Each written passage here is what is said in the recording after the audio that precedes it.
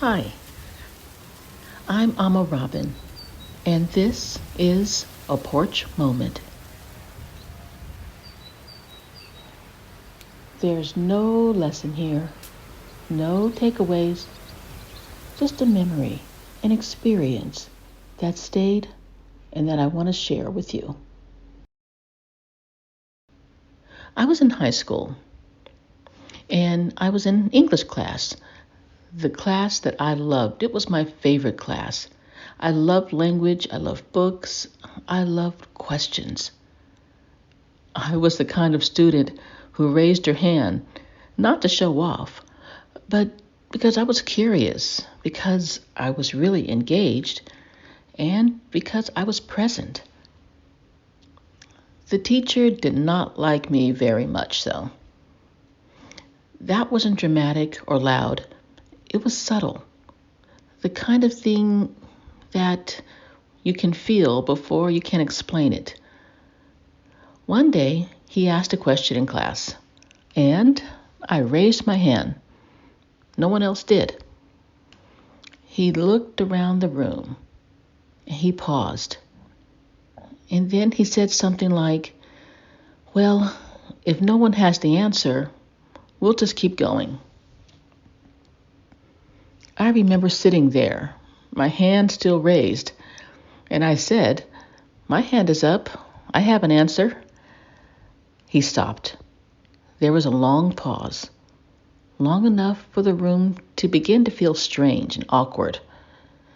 And then he said, "Maybe you could try to be less visible sometimes." That was it. He didn't shout it. There was no argument. He just said it. I lowered my hand, and I don't remember what happened next in the lesson. I don't even remember the question that I wanted to answer. But what I remember is the feeling, the embarrassment, the heat on my face, and the way my body wanted to shrink.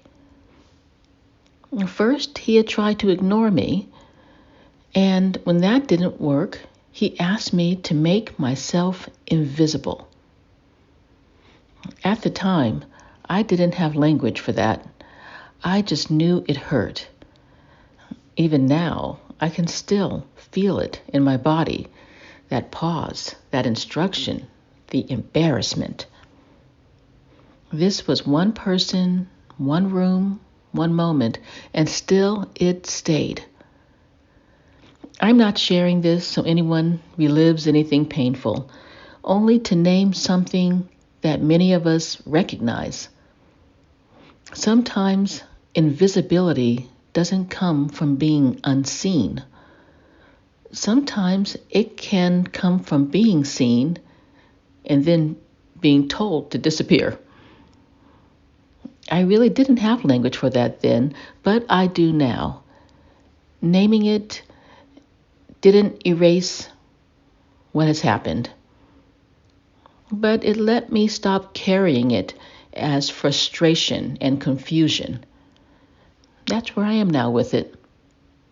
Thanks for listening, and you ain't imagining this.